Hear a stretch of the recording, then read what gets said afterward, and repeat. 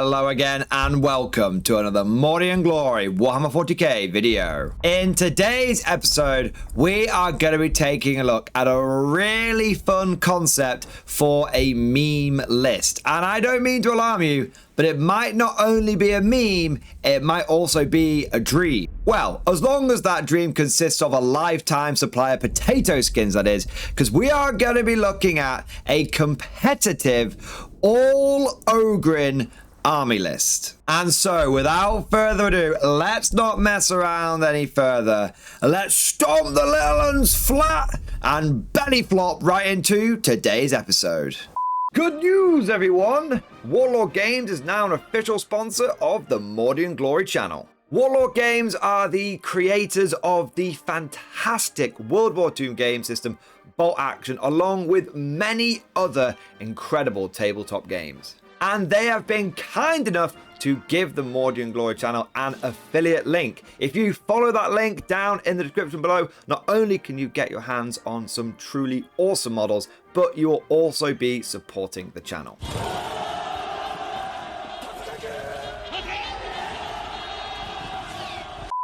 A massive thank you to Warlord Games for supporting the channel, and now let's get back to the video.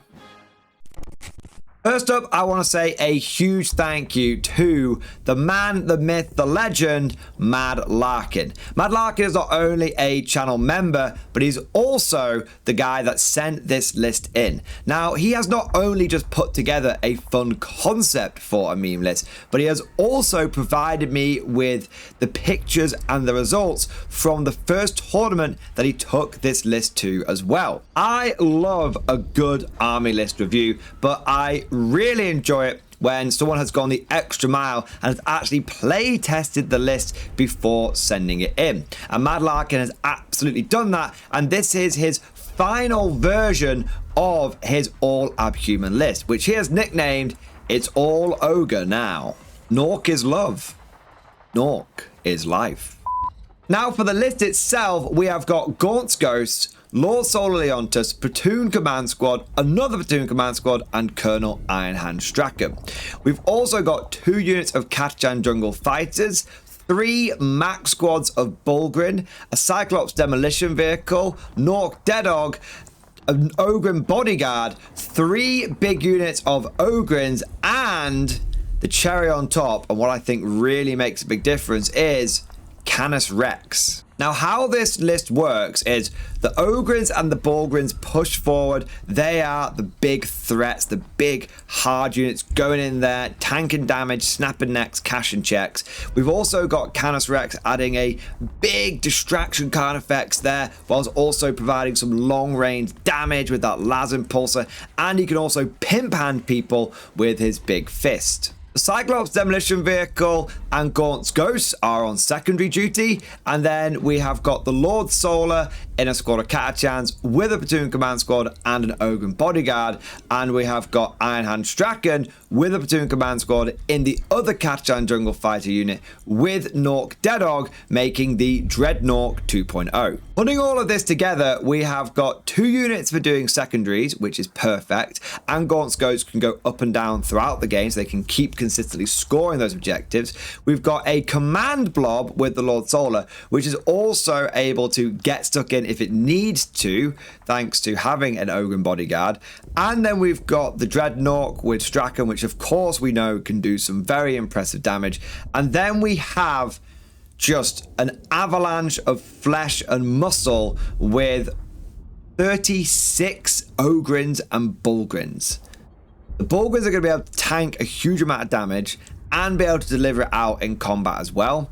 And the Ogryns are going to be able to deliver a good ranged punch, a point blank ranged punch, but a ranged punch nonetheless, and they can also get stuck in if they need to. Don't forget that the Lord Solar can order the Ogryns or the Bolgryns, and I quite like the idea of those orders being quite flexible, because on the one hand you might be like, okay, we need to cross that ground quickly, let's give the Bolgryns move, get them stuck in, okay. On the other hand, you might be like, okay, the Bolgryns are there now, so we can do fixed bayonets, get them to hit better in combat. But sometimes you're going to want to boost those Ogryn. Maybe you need to soften an enemy unit up, maybe getting in there is not the right thing straight away. You got to bide your time. That is something that you sometimes have to do, even with an assault list like this. You got to stage and then pounce, right?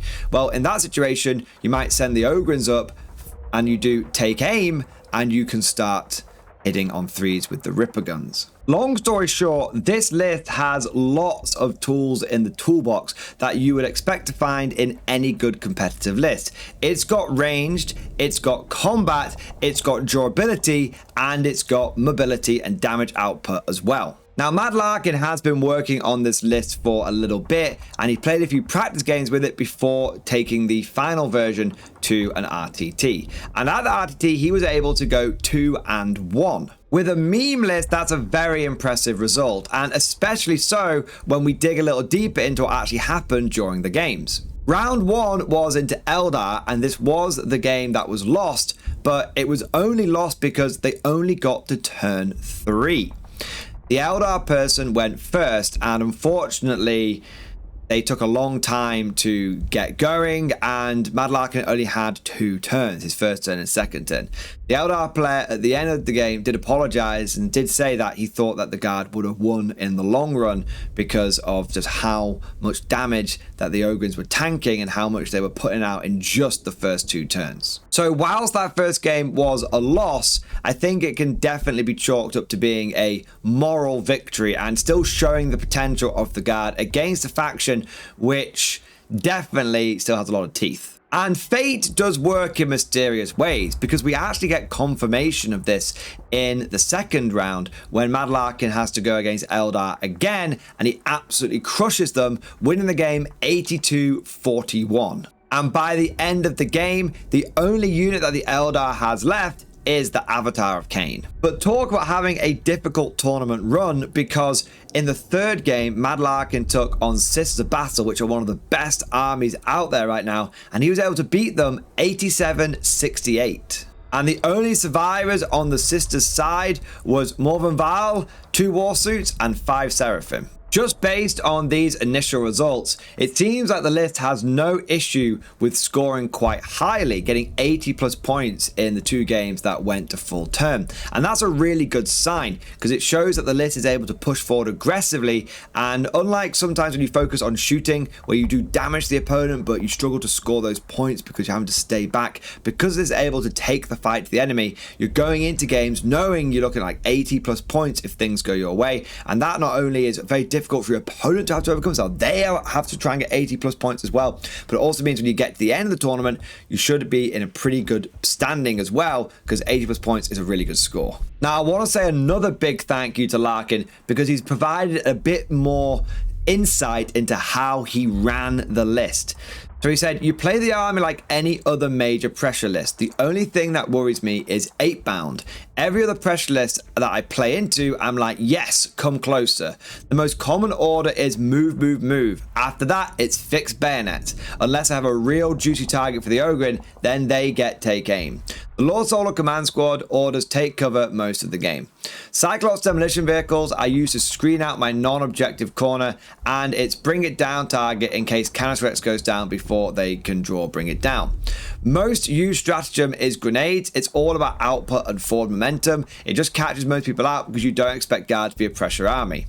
As for deployment, Borgryns on the line, Ogryns behind. Strachan on the non-Rex flank. Ghosts go down first on the flank I want to push or center. Then I use redeploy on the Lord Solar to pull them back behind my lines. Could also shift assets if they don't go combat with, or if you want to force concentrate. And if you look at certain matchups like Blood Angels, it's like, sure, we can go a few rounds, but typically every failed save of theirs is a dead Marine, and every failed save of my Borgryn for their Power Fist is like 1 damage. That's the same for all power armor. Borgryn can usually survive a Knight Lancer charge, but I haven't had them hold on to an Angron charge. Also, the Strachan and Dreadnought on average dice with grenades can solo Angron if you get the charge. So screen with the Ogryn and Borgryn and then countercharge and drop him. That's some really useful insight from Mad Larkin there, especially referring to the Blood Angels and the World Eaters, who are really hot right now. A lot of people are saying Blood Angels are the new top combat army, and I saw so many of them at the last GT that I went to.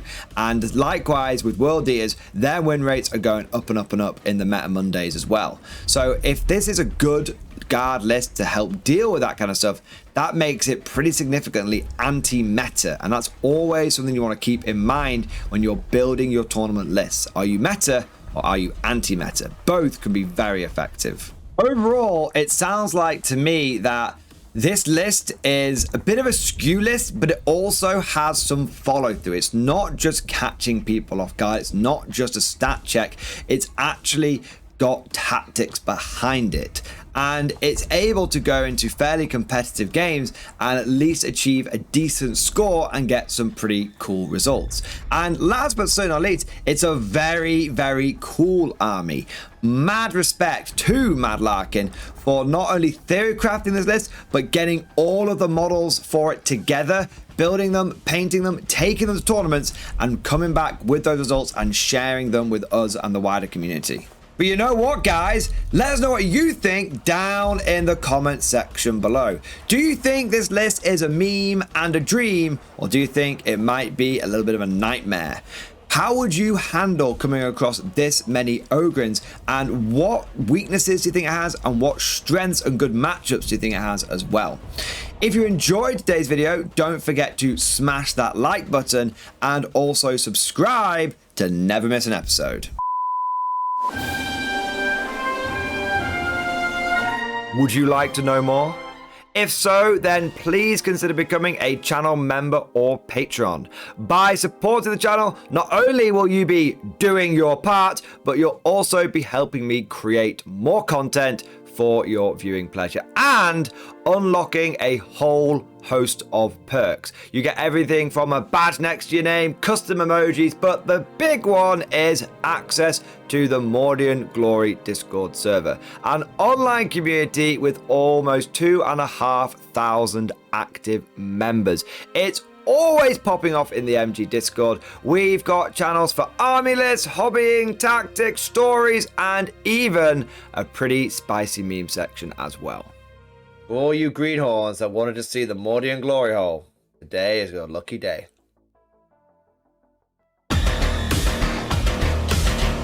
And joking aside, I do want to say a massive thank you to all of the current channel members and patrons. You guys are amazing, truly the lifeblood of the channel. I could not do Mordian Glory full-time without the incredible and generous support of my members, so thank you guys so much. And last but certainly not least, I want to say a personal thank you to all of my top tier Patreons. These are the War Masters, the people who have truly gone above and beyond the call of duty. So a heartfelt thank you to Alex Dengal, Bonbon Vert, Lord Pryor, Mark Panconi, RJ Scorpion, Swordfish Trombone, Try Again Bragg, John Stubbs, Nick Walsh, Diesel Fox, and August Barney. Seriously guys, thank you from the bottom of my heart. Your support is incredible and it makes a huge difference. Thank you so much. That's all for now. Hope you've all enjoyed today's video, and of course, as always, see you guys next time.